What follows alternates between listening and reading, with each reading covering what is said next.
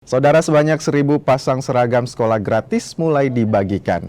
Di tahap pertama, distribusi seragam sekolah gratis dilakukan untuk siswa baru tingkat SD dan SMP di Kota Makassar.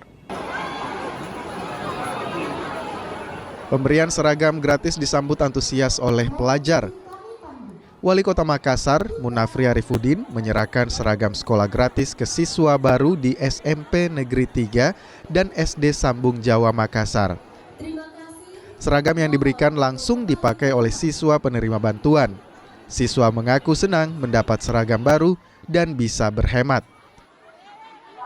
Pokoknya kami sangat senang karena ini sudah membantu juga orang tua kami, yaitu juga kami juga, ya kan. Jadi kami senang gitu, kami bisa bersekolah dan mendapatkan seragam gratis. Ya. Sebanyak 33.000 siswa jadi penerima di tahap pertama. Distribusi tahap lanjutan akan mencakup total 66.000 paket seragam dan masing-masing siswa mendapat 2 pasang seragam.